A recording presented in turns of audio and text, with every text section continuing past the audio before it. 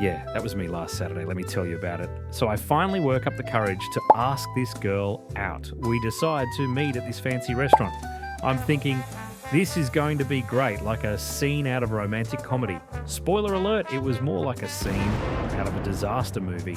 I get to the restaurant early because, first impressions. I want to look cool and collected.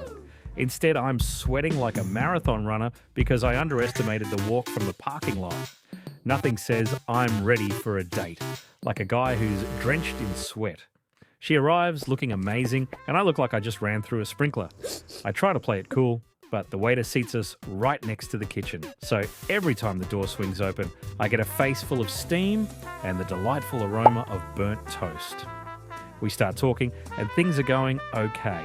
But then the waiter comes over and pours water all over the table. Not on purpose, mind you, just your average everyday waterboarding. My date's dress is now a different shade of wet, and I'm just sitting there thinking, well, this is going swimmingly. We finally get our food, and I try to impress her with my knowledge of fine dining. I take a bite of my fancy dish and realise it's just overpriced, undercooked chicken. I'm trying to chew this rubbery mess while she's delicately eating her meal like she's in a TV commercial. At this point, I'm thinking, okay, just get through dinner. It can't get worse. But oh, it can. Because then I decide to tell a joke. A bad joke. I say, why don't scientists trust atoms? Because they make up everything. Yeah, that's the reaction I got too. She looked at me like I had just confessed to a crime.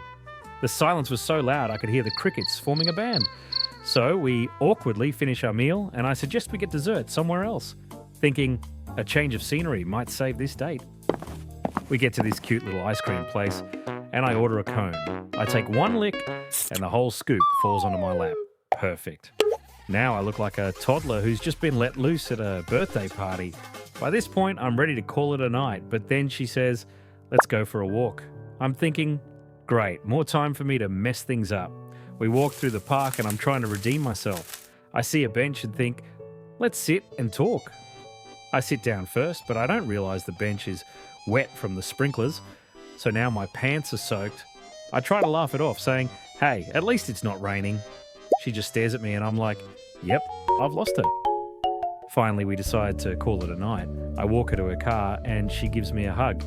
A pity hug, but a hug nonetheless. I go home, sit on my couch and think, well, at least I'll never see her again. But you know what? She texted me the next day saying she had a great time and wanted to go out again. I guess there's someone out there for everyone, even if you're a walking disaster like me. Thanks for listening, everyone. You've been great.